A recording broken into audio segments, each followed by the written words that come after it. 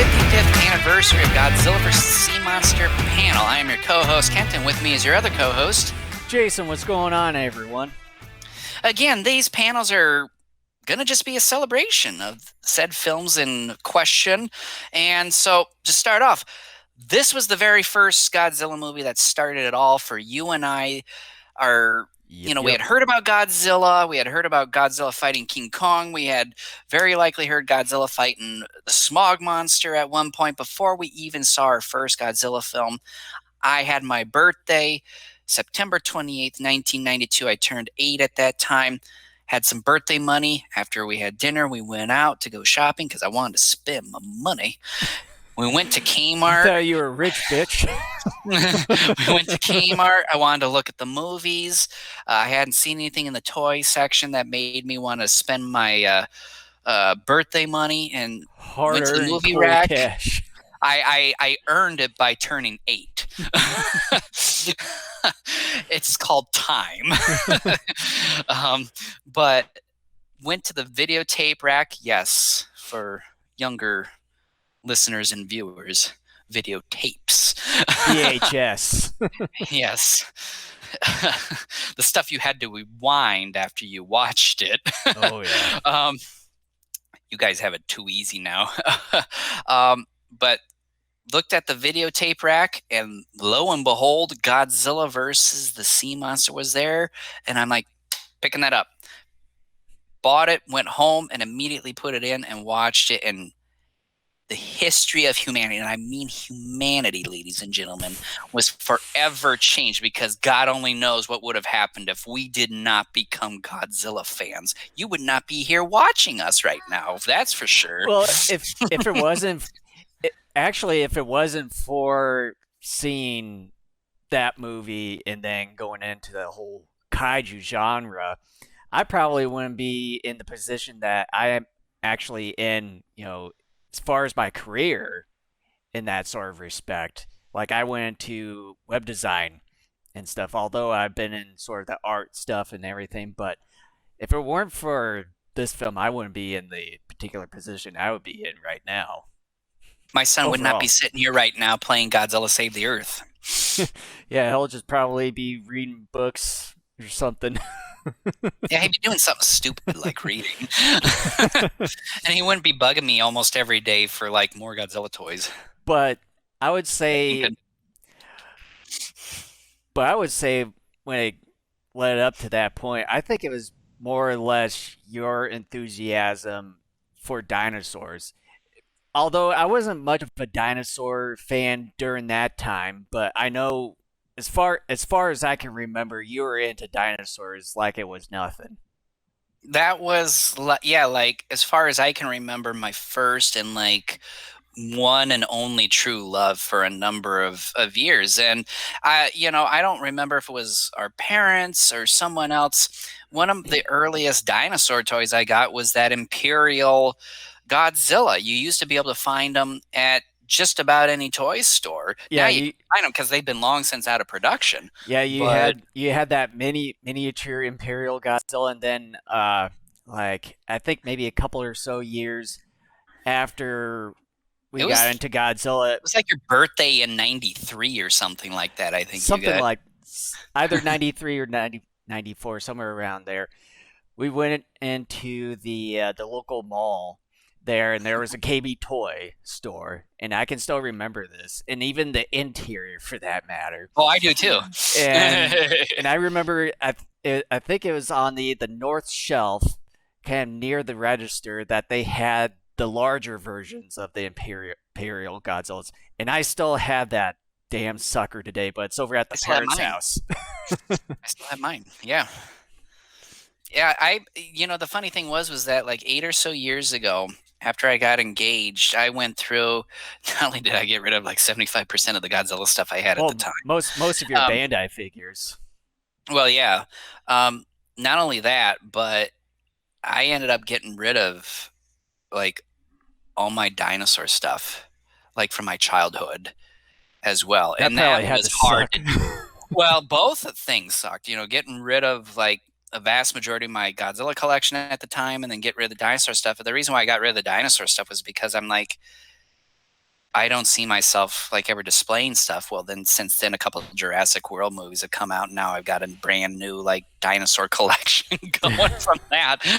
But I still miss those old toys. Like you can get those toys anywhere. But anyways, this is not toy talk. This is Godzilla versus Sea Or Monster. childhood talk.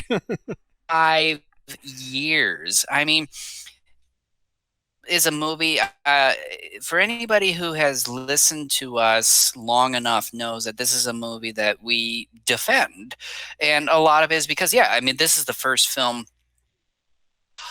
and as a result, without it, we would not be right here doing this right now. Our whole life trajectory would be so different without this movie. Hmm. And I understand that this film is not, um, the greatest Godzilla movie of all time, but I do think it is a good Godzilla movie. I think it's a very underappreciated Godzilla movie. I think a vast majority of the fandom, at least here in the United States, because it doesn't have like a Ghidorah, or some other unique villain for Godzilla to battle. Um, a lot of people just acknowledge it and move on. In fact, they acknowledge this in the film that's after it, Son of Godzilla, and then move on to Destroy All Monsters. Um, Hmm. and I think that's sad, and I think that's incredibly unfortunate because I think this film is pretty solid. And the more I watch it since 92, and again, like I said, I still have some rose colored glasses because, again, this was my first true love in terms of Godzilla. Uh, you know, it still holds up very well. I would argue, for example, that the character work done in this movie is very solid. We did a commentary on this year and a half or so ago, something like that. Um, That or maybe a couple of years ago. I can't honestly remember. We would have to and go back in the archives. and the character work, I remember talking about it. It's very solid. Jun Fukuda was more known for kind of like the thriller films that he produced, the spy films and You can more say it's action oriented well. films. You can say some of the spying elements are within this film. Yeah, and I think coming from that background, you get a film in which the character work is pretty darn good. And I would argue in most of Fukuda's films, except for maybe Megalon, and that's because that movie was plagued with an incredibly small budget and only 28 days worth of production time. Um, I I would argue all of his Godzilla films had good character work, anywhere from good to great character work. I would say, though, this particular film has great character work. It may even be his best character work. The film that I think comes next would be the film that comes after this one, Son of Godzilla, because I think the character work is good there. And it helps, too, that you have really good actors like Kenji Sahara, Akira Kubo, Yoshio Tsuchiya, Taro Tadashima, or Takashima. Um, uh, uh, uh, who else is in there? I'm getting brain farts and stuff here, and I know I'm For the forgetting sea other monster. people. Or Son of Godzilla. Oh, okay, Um, I can go but over there. I mean, it doesn't matter. Don't bother. Okay, But my point is that the character work is done here. The characters are well written. You star-studded have, cast. yeah, I mean, again, you have Akira Takarada, you got Akihiko Hirata, you got Jun Tazaki. Um, let's see, I'm trying to think of. You got Kumi Mizuno, Oh yeah. and there's one character who comes in a couple other Godzilla films. He was a co-pilot of SY3 and Destroy All Monsters. Oh, Chokoro, I want to say, um, or Chotaro. Um, I wish I could remember his name. let's see. I, But I know I've got the list of uh, cast members right here: Akira Takarada, Toru Watanabe, Toru Ikubi, Chotaro Togen as that Ichino, could be. and Hideo's was it Sunazuka? Obviously, Kumi Mizuno, the pair Bambi, Sobijin, Yeah. Jun Tazaki, Akihiko, Hideo Amamoto, Yeah, Yutaka that's right. I forgot Sato. he's in there too. Yeah. Yeah, I mean, you got a good cast, if not a great cast here too. I mean, good writing, you got great actors and actresses. Um, the character work is solid here. I mean, if you're going to ask me, does the acting and the character story hold up to, I'm going to say, hell I would yeah. think Like so, this, it's especially still, especially for like a spy thriller type of elements that are sprinkled into this movie. It definitely holds up. hmm yeah, it really does. And I don't know. Do you still have something to say about some of the characters? Because there's one thing I want to hop into here. Not that I can think of. So go right So, ahead. but I think too, like the story and all that is complemented by the score, Hmm. Maestro Masaru Sato. Also, like this film, I think he's underappreciated by a large chunk of the Western fandom. This is a composer whose music I really love. This is a composer who I have always believed to have a wider range than Akira Ifukube, and I don't mean to disparage Ifukube or to insult him. Ifukube tends to kind of stick within run one kind of realm, and there's nothing wrong with that. Hmm. But what I love about Sato is that he brings something different each outing. You go back to his first Godzilla score, Raids Again. That was different and unique. And then really, I don't think he returns again until this film. And then he comes back in the next film with Son of Godzilla. And then I don't think he comes back again until Mecha Godzilla. That's his last one. And so the sort of thriller-ness of the film, including kind of that James Bondian feel, is complemented by the score. And everyone kind of talks about, though, I will say this does sound a little out of place. The moment when the fighter jets come down and attack Godzilla, it's kind of the surfer music. I like the music, but I do think it's misplaced in that scene. But again, it's that island feel. Hmm. It's appropriate music for the type of film that you're in. Um, his music is so fitting, and it is indeed a true compliment to what the film is about and its locations as well. You get rousing sort of chase themes and Or kind of like wonderful that. island type of music as Yeah. well. Hmm. Yeah, I was sort of going like kind of that Hawaiian-ish type of music that he was going for, like that surfing type of music when it comes The to the surfer dude type of stuff. Yep. yeah when it comes to Ebirah and all that.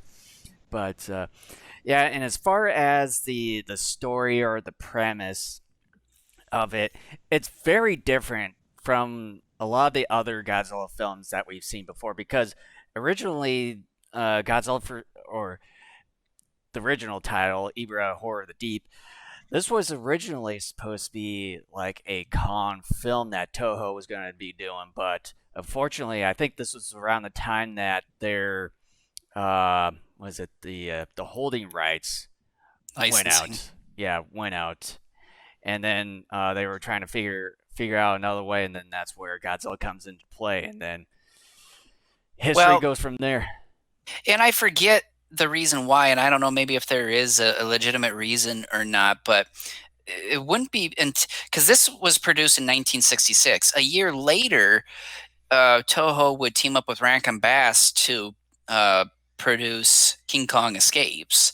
So for Oh. whatever reason, they held out Kong about a year later. And again, I don't know why, because if you watch the film pretty closely, some of Godzilla's um, idiosyncrasies are what you would see from an ape and not from a giant radioactive reptile. So, Okay. Yeah, I like the thought nose I thought rubbing after he fights the jets and goes to sleep. I thought Escapes was before Ibra, so that's what I was thinking No, of. yeah. But yeah, so it was originally Kong was supposed to be in this movie, but for some reason I forget. I know I read a little bit of history on this film before, but yeah, I don't know the exact reasons for it, but eventually a lot of things led up to having Godzilla appearing in this film. But I think Mothra was still going to be in this film. Yeah, it So was still it gonna was, Mothra, Ebirah. The only change was the title monster. yeah. Although the title monster wasn't originally part of the main title. So, Well, yeah, at least but for those of us that know that grew up knowing the this film from a title that American yeah. distributors gave it. hmm Yeah. Now, question for you then.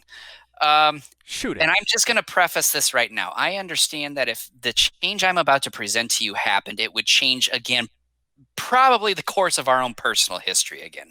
Let's just address that, acknowledge it, and move on. However, what if indeed they did stick to their guns, Toho did, in putting Kong and Godzilla was not in this? Do you think the film in any way, shape, or form would have been better with Kong in it? If it were the case, if that original plan went into fruition, I don't think, in my mind, I don't think we wouldn't become as fervent Godzilla fans that we Well, yeah, are like I today. said, that would be the case. Like Yeah. that's acknowledged. But do you think though, as a film, if it had Kong, do you think it would be better?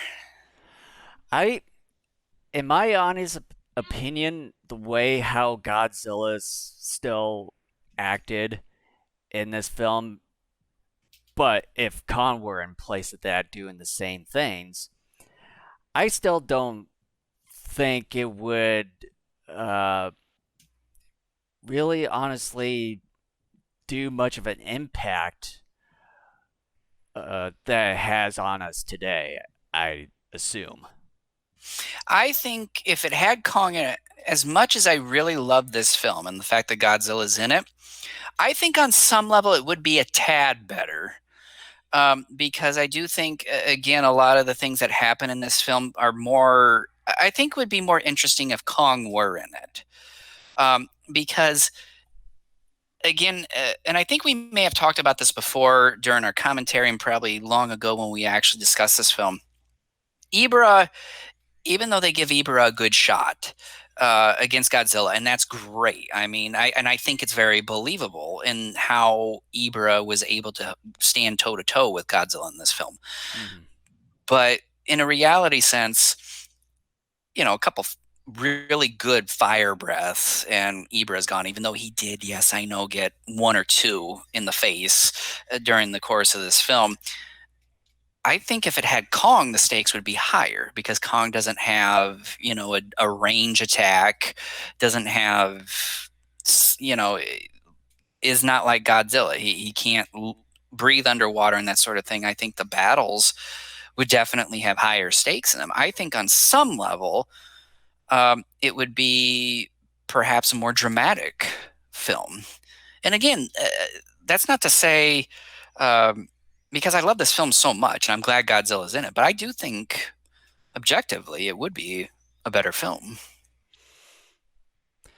Yeah, I can maybe see a little bit of it here and there, but I'd say maybe not too much as far as the betterment. I'd probably say above the betterment part, but I would say not by much. But when it comes to us with our history of this film, Right. I'd say yeah, it can probably be a little bit better perceived from us, I would say. hmm And I want to take a moment to really show some appreciation for Jun Fukuda. This is a director who is very humble. Um, he didn't necessarily want to do the monster films. He was more at home with the spy thriller type films. Um, and he's quoted as saying that he never thought his Godzilla films were all that good, and wasn't he wouldn't be surprised if people kind of just poo-pooed him and just kind of forgot about him. Um, I really think Fukuda, given the fact that he came in at a time in the Showa era where ticket sales were definitely starting to go down, and as a result, budgets were going down as well. And eventually, especially once you get into the 70s, production time really started coming down significantly as well. Given the little time and resources he had, he still was able to produce some, I think, good and memorable films within the Godzilla franchise. Again, I am still a defender of Godzilla versus Megalon. I'm not saying it's a great film, but I'm saying that when you really, if you take it as a whole and you don't know the history of the production of the film, it's, yeah, it's a B monster movie. That's kind of how you're going to look at it. But I think once you do research and you read about the severely low budget that film had and the fact that it was produced in 28 days, I think then you get a better appreciation for that film and the fact that, you know what, given the circumstances surrounding that, it actually turned out pretty well, all Hmm. things considered. And I know it's all relative, but that's kind of the point. Um, and I just think that Jun Fukuda needs to be given credit for that.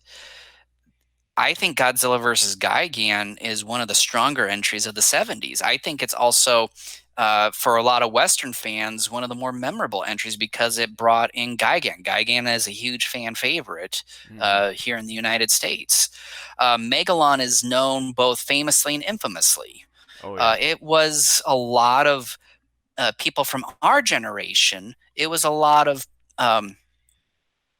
our people's generation's first Godzilla movie. It was our second, but for a lot of people, it was their first. I know Godzilla versus Megalon was the first time in which the general public at large got introduced to Godzilla because of that awful John Belushi type deal in which he poked fun at this film. And as a result, masses within this country looked at Godzilla as something to be laughed at and not to um, be appreciated for what he and a vast majority of his films stood for. Um, and again, that's all Fukuda. Um, Fukuda, when the studio gave him next to nothing, he turned in something. And I put something in all caps. I'm not just saying something like, okay, you give me $1 and then I give you back, I don't know, like, one of those cheap toy deals you Hmm. find at a grocery store. I'm talking about he turned, I might as well just say it just to try to be clear on the type of point I'm making. Toho gave him poop and he gave them gold. And I know some people are going to laugh at that and say, really, you're going to say that about Megalon? I'm going to say, yeah, all things considered, in a very relative sense, yeah. Because, yeah, Megalon, even if I were to rate my Godzilla films from favorite to least favorite, Megalon is probably going to be upper half near the middle, kind of in that general area. Part of it again is the fact that I got a history. Again, it's the second Godzilla movie we saw when we officially became fans, and so I have a bias towards it. But I do think too I have a greater appreciation for it after learning more about just how they were given next to nothing in terms of a budget, and the time they were given was like a blink of an eye and it was done. Um, Jun Fukuda deserves a ton of credit. And with regards to Godzilla versus the Sea Monster, um, and I know some people are going to disagree with me on this, and that's fine. I think this is his best Godzilla film. And I know a lot of people say, well, Godzilla versus Mechagodzilla. Godzilla versus Mechagodzilla is a good film, don't get me wrong. But I think the story and the acting and really everything else That's with that's Sea Monster probably is better. that's probably what I would say too when comparing both this film, and as well, even with Gigan and Mechagodzilla, for me, if I would rank as far as the story and the acting with some of these three films of his that he directed, Or well, um, which one was the fourth one? Oh, Megalon.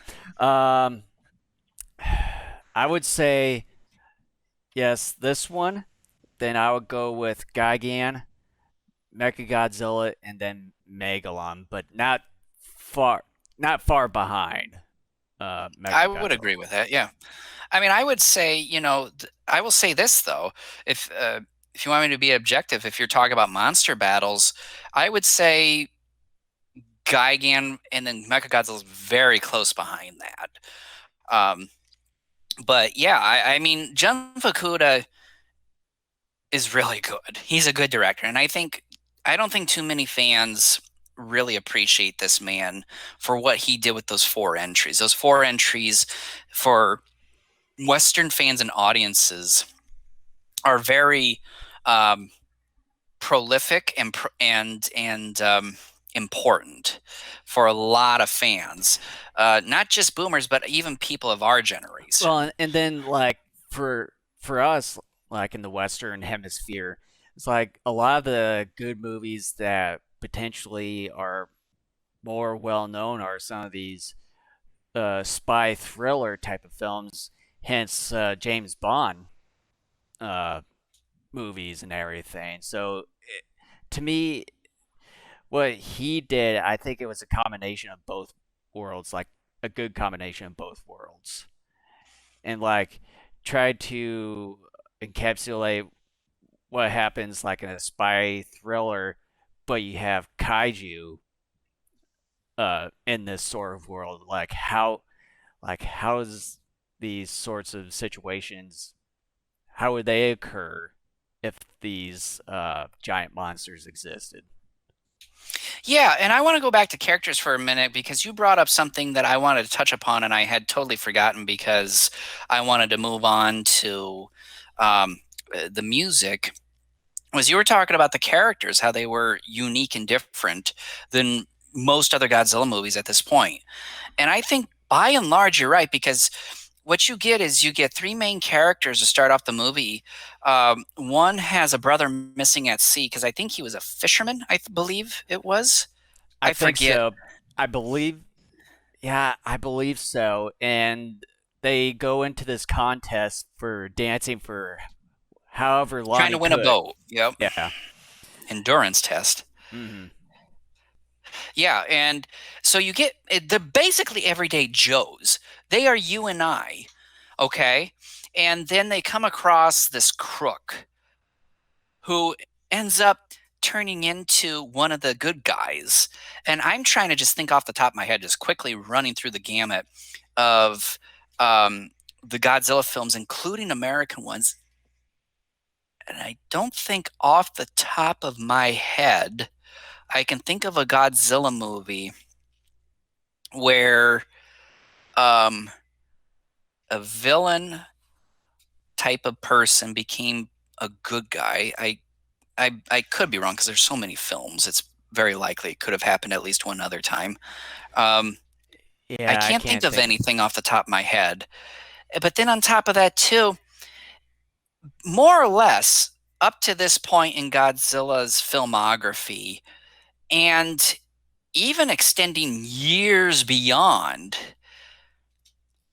I don't think you really have everyday Joes be the main characters because everybody's either been a reporter or a scientist or involved in the self defense force, Hmm. something of that nature. Okay. I guess no, that's a different thing entirely. Rodan is not necessarily in the Godzilla saga. But yeah, like it it's everyday Joe Schmoes who are the main characters. Hmm. And I just love the fact too that that's just something different. It's not just. some sort of scientist and all that. Sure, some of those are fun, but you get too many of those and you kind of know the story beats of those characters. Here you get something different. Takarada does a wonderful job of being a prickish crook who ends up turning into a lovable good guy. And the rest of the cast is a lot of fun to be around with as well. I mean, it's good acting and it's also especially very good character writing.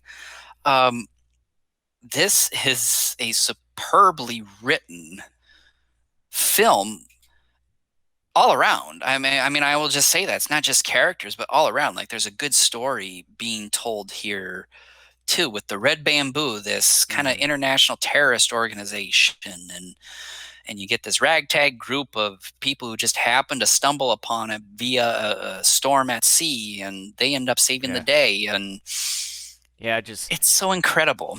just getting lost and stranded it, with the ocean just pretty much taking them to this place. And yeah, just hearing what they're planning on doing once they do what they're supposed to be doing, and then they take action. And yeah, it's a really good film. But then you get uh, kaiju put into it and everything, and makes a lot of things interesting in its own right. Yeah. So, what do you think of, like, the villains, including the actors, Akihiko Hirata, Ase Yamamoto, Jun Tazaki? What do you think of just the villains in the film? I think they did a really damn good job of what they did. And I remember the first time when we both watched it, uh, and seeing Jun Tazaki and Akihito Hirata, they did a phenomenal job at what they did. They made it almost actually believable that I thought that that they acted that way in real life, and obviously that's not the case. But He was 6 at the time, people, just to put it into yeah, context. yeah, it's really that good to make to to make a 6-year-old believe something like that. But and that's the fun part, is that they did their roles. Anybody, they did their roles fairly good, and that what makes it a really good film in its own right. Not just the actors, but the story as well. And so, what do you think of? We got a major change in this film from what we've gotten in a couple of previous entries. The pair Bambi as the Shobijin. I mean, I've got not a whole lot to say about. I don't.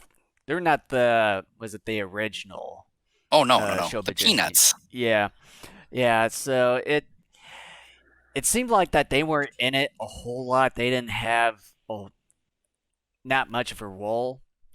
As far as I can remember, the last time I've watched it, I know that they were at this different island where Mothra was up until towards the end of the film.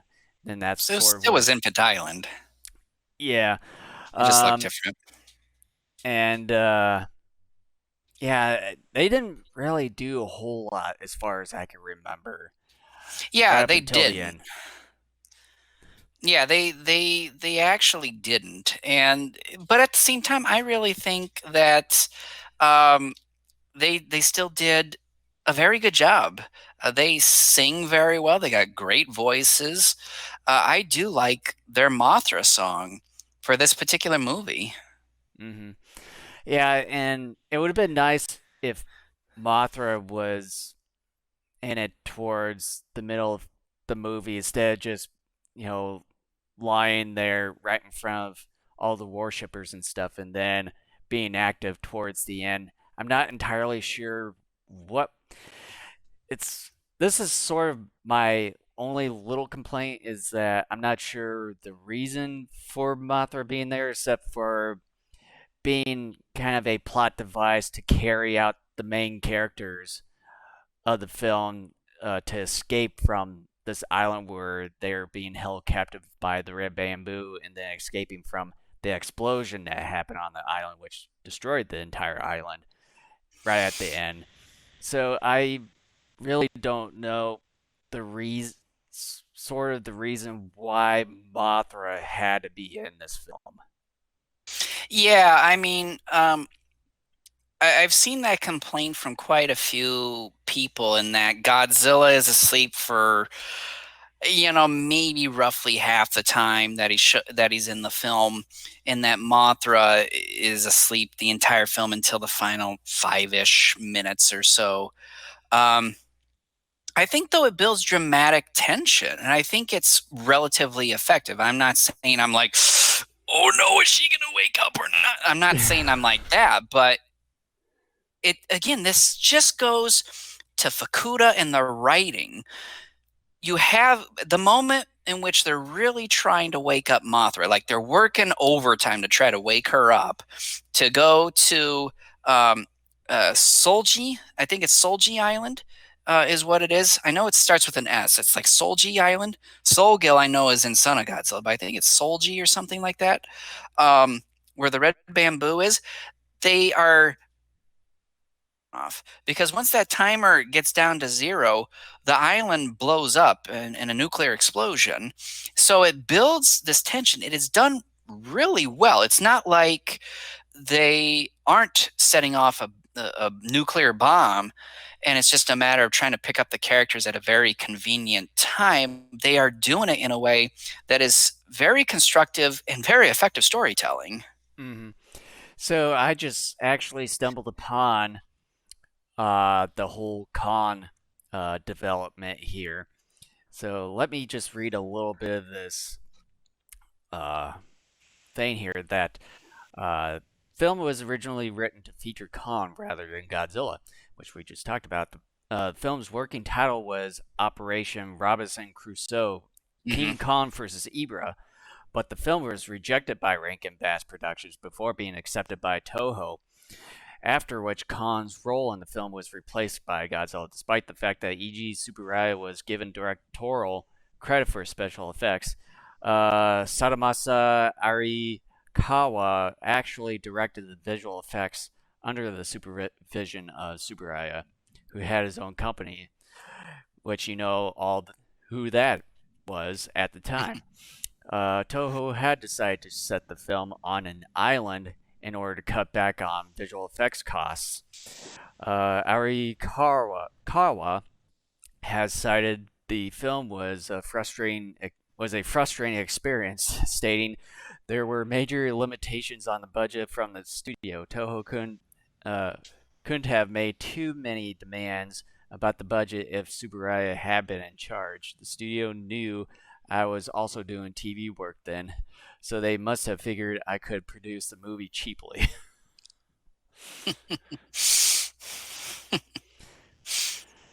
So yeah, Yeah. that's a little bit behind the scenes as far as the whole con thing that we just talked about at the beginning of this panel. Yeah. So, what do you make of the kaiju scenes in this film? Like, how do you think they hold up? Not just over time, but in terms of the film itself, in terms of bringing entertainment and tension. I do think they bring in entertainment value in there because I know that when we were watching this movie as little kids at the time, I know there were some times where I felt kind of you know a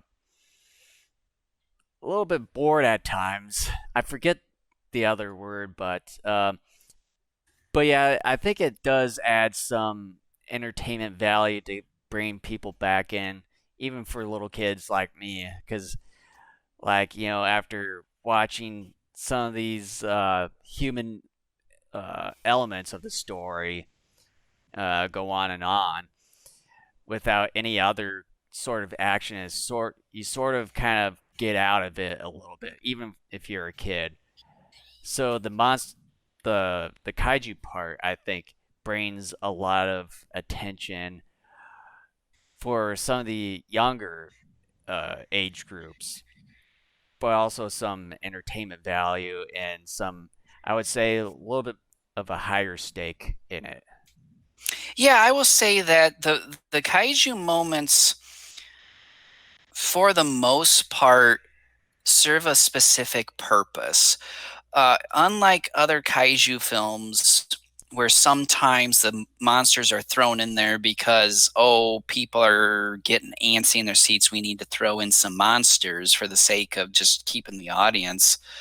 Um, I think that, um, I think that everything was done with a particular purpose in mind, in accordance to what was needed for the story. And again, like Monster Zero, I still think up to this point in time, in terms of live action Godzilla movies, has the least amount of monster action on screen.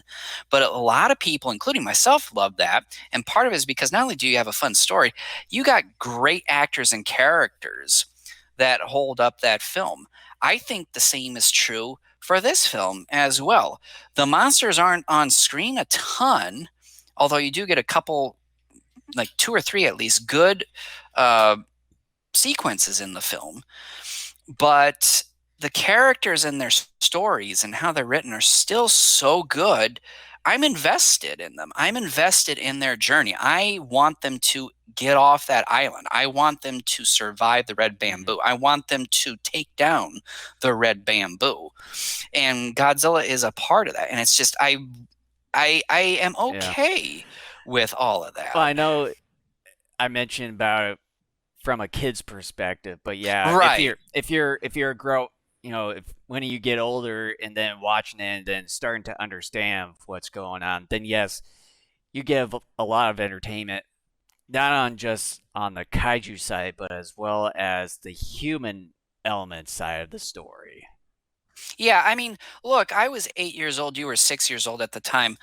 We watched this film that evening after I purchased it, and then I remember us getting up the very next morning and immediately putting that tape back in and watching it. Like, we really enjoyed the heck out of this thing. And yeah, sure, when Godzilla versus Megalon came around, we attached to that a little bit more. Part of it was because it was a newer film. We hadn't seen it before. But yeah, it had a longer ending battle there for, more kaiju sequences.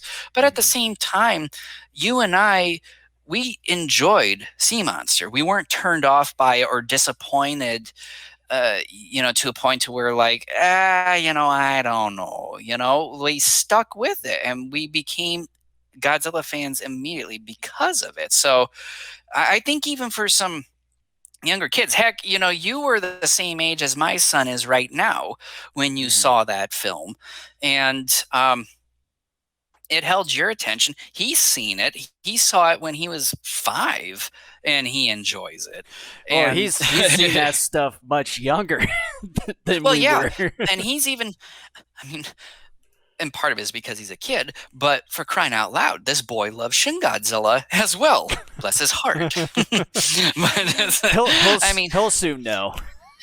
this is a boy who literally loves basically all things giant monsters. I can't even think of a giant monster film I've shown him where he hasn't walked away saying that he didn't like it. I mean, I think he'll get to that point when he gets older. oh, of course, yeah. I mean, things will change as you get older. You get more sophisticated. You start to understand certain things better, etc. But even for us at age 8 and age 6, the action was still good enough.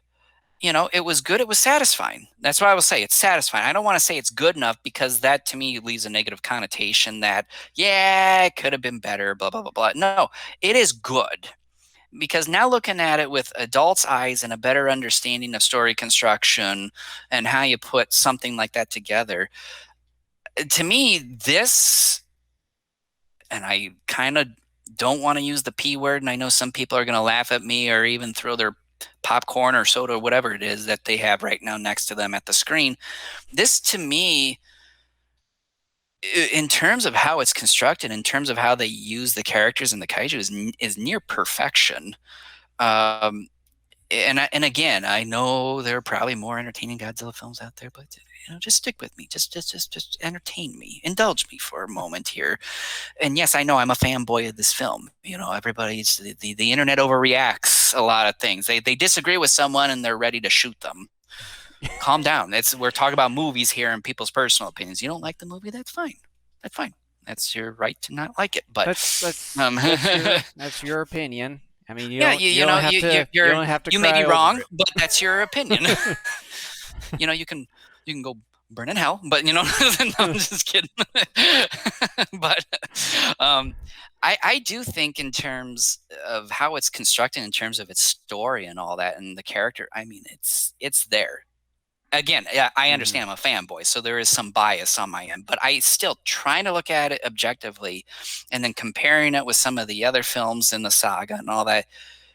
It's done pretty darn well. I mean, Mhm. it's. I will argue over the entire span of the Godzilla franchise at this point, the characters and just how some of the kaiju to a degree are utilized are it's some of the best in the entire franchise. I'm not saying it is the best, but I would put it up there. I would say it's Sort of, I would. easily top 10. It may Okay. even be reaching top 5. And with that, and I know we talked about as far as kind of the rating from the previous panel that we did.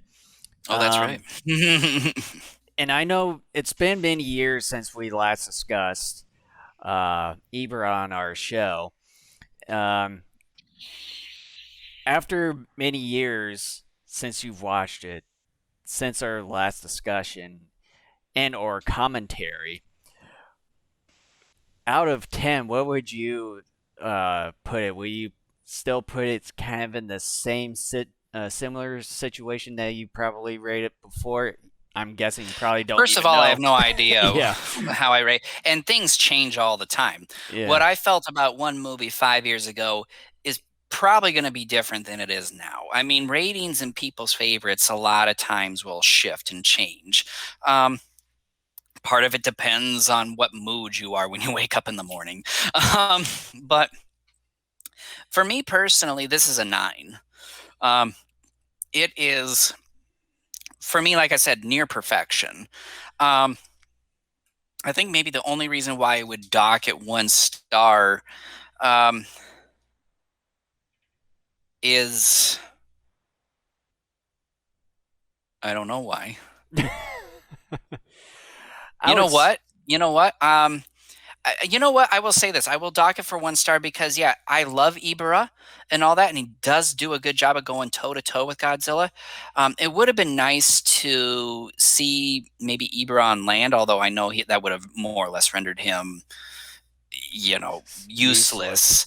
Um, but it would have been nice maybe to have like another kaiju join or to give Ibra some sort of special ability. I will just say because Ibra is a weaker foe, but I'm not gonna hold that against the movie that much. I still love Ibra. Yes, I know it's just a giant shrimp or lobster. I get that, but I think that's one of the things that makes this film fun and unique. But that's the only thing I'm going to dock this film is just one because even though Ibra does a good job, it would have been nice if they would have done something just a tad more with him. Yeah, for me, it'd be sort of right there with you at around 8.5 to 9. And for my reason is probably the utilization of Mothra. I think they could have done maybe a little bit more with Mothra instead of just having it sleep there basically the entire the entirety of the film. And I probably would at least have to say, um, even though that there were some high stakes within this film, I think that there could have at least have been some potentially or maybe raise the stakes up a bit higher and maybe kind of give the red bamboo uh, more at more of a threat level, sort of say, instead of just them sort of walking around, maybe experimenting with nuclear fission or whatever it is that they were doing there. I would say just show them how how they actually are in action with maybe some island folk or a potential nation for that matter. And then yeah, I think there could have been some more utilization of Mothra, and as well as raise the stakes higher when it comes to the Red Bamboo Army. Hmm. Yeah.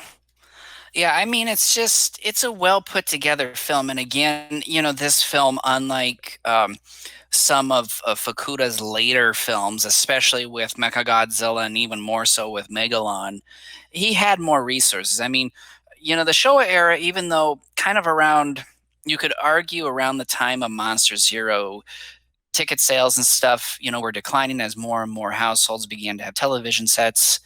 Um, it still wasn't felt just yet. But it was kind of enough to where obviously it does affect the budget and therefore the location shooting for this movie and the next, and the lack of like building miniatures and what have you in this film and the next as well. So yeah, I mean, it did have an effect. It wasn't as bad as what it would get at the end of the decade and therefore into the next. Um, but yeah, it's a pretty solid film in my opinion. So, what do you think? And I sort of touched upon this, more or less at the top of the panel. Um, Kind of the impact on the Godzilla saga, but also what do you think its legacy is? Um, Maybe with the fandom in general. So I'm more or less kind of saying for you to look at the fan base as you know it, here in you know what? No, don't do the legacy as far as how it's from the fan base, but what do you think its legacy overall, from your point of view, is within the Godzilla saga? As far as the legacy, I think it did minimal because I really can't think of. You mean its impact? Yeah, as far as the impact too, I don't think it really has much of a legacy instead of just sort of being there. But as far as a personal level, obviously we've talked about this. Um, it has left a huge impact in our lives, and without that movie being made or being in a different situation that it could have been originally, we probably wouldn't even be much of a Godzilla fan. Although we probably would, but I think it would be more of a different situation in that parallel universe than what we're currently in. But Yes. but yeah, I don't think as far as a legacy or impact, I think there's not a whole lot that I can really think of as far as maybe the story setup and the characters that it has in it. I think I don't know if it was sort of the basis for maybe some of the other future films. Maybe not some of the like the rest of the Showa films, but maybe for some of the Heisei as far as having a grounded story and characters as well, and then putting Kaiju into the mix. That could be sort of the foundation for the future films.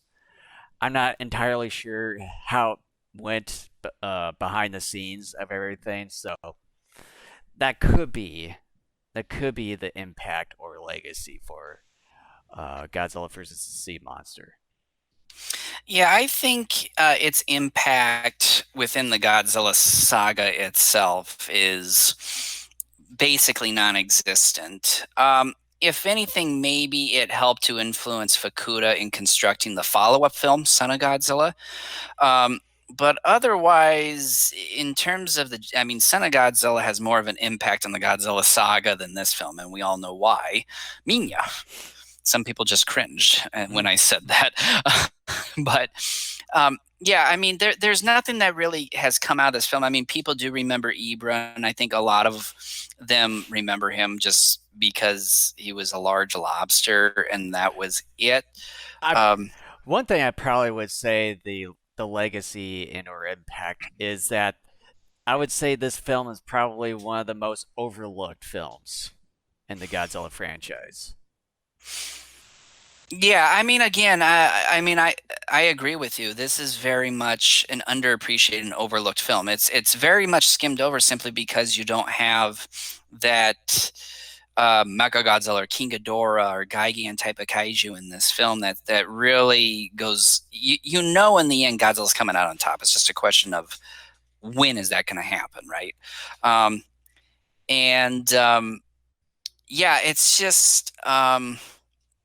It's very unfortunate. As far as I think its legacy, um, and again, it sadly again is very non-existent. And I almost and unless I'm misremembering, and it's very possible, like either 2018 or 2019 when we were at at one of those G fests, I could have thought at one point someone was trying to give Ibra.